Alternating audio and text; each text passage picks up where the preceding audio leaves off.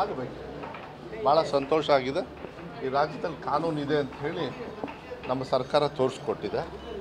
ಯಾರ್ಯಾರು ಕಾನೂನು ವಿರುದ್ಧವಾಗಿ ಏನೇನು ಮಾತಾಡ್ತಾರೆ ಅವ್ರ ಮುಂದೆ ಕೇಸ್ ಆಗಬೇಕು. ಕಾನೂನು ಇರೋದೇ ಅದಕ್ಕೆ. ಕಾನೂನಿನ ವಿರುದ್ಧವಾಗಿ ಯಾರು ಹೋಗ್ತಾರೆ, ಕಾನೂನನ್ನ ಯಾರು ಪಾಲಿಸೋದಿಲ್ಲ, ಕಾನೂನು ರೀತಿಯಲ್ಲಿ ವಿಚಾರಗಳನ್ನು ತಗೊಂಡು ಹೋಗ್ತಕ್ಕಂಥದ್ದು ಒಂದು ಉದಾಹರಣೆ.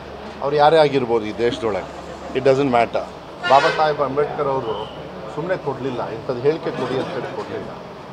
ಇವತ್ತು ಎಂತೆಂಥ ಒಳ್ಳೊಳ್ಳೆ ಕೆಲಸಗಾರಗಳನ್ನು ಯಾವುದೇ ಸರ್ಕಾರದವರು ಅವ್ರ ಸರ್ಕಾರದವರು ಮಾಡಿದ್ದಾರೆ, ಇಲ್ಲ ಅಂಥೇಳಿ.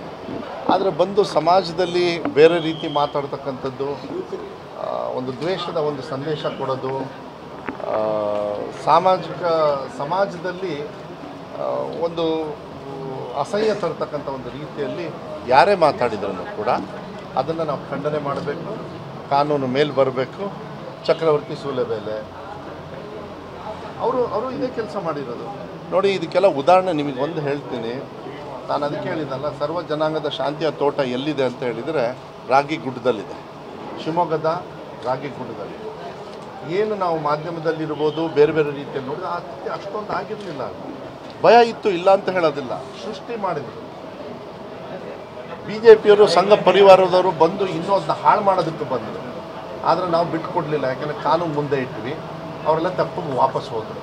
ಯಾಕೆಂದರೆ ಕಾನೂನು ಗೆಲ್ಲಬೇಕಿದ್ದ ದೇಶದೊಳಗೆ. ಕಾನೂನು ಗೆದ್ದರೆ ಎಲ್ಲ ಸರಿ ಆಗ್ತದೆ. ಎಲ್ಲರೂ ಕೂಡ ಅಣ್ಣ ತಮ್ಮನ ರೀತಿಯಲ್ಲಿ ಬದುಕ್ತಕ್ಕಂಥ ವ್ಯವಸ್ಥೆ. ಅಧಿಕಾರ ಕೆಲವು ಸತಿ ಇರಲ್ಲ, ಕೆಲವು ಸತಿ ಇರ್ತದೆ.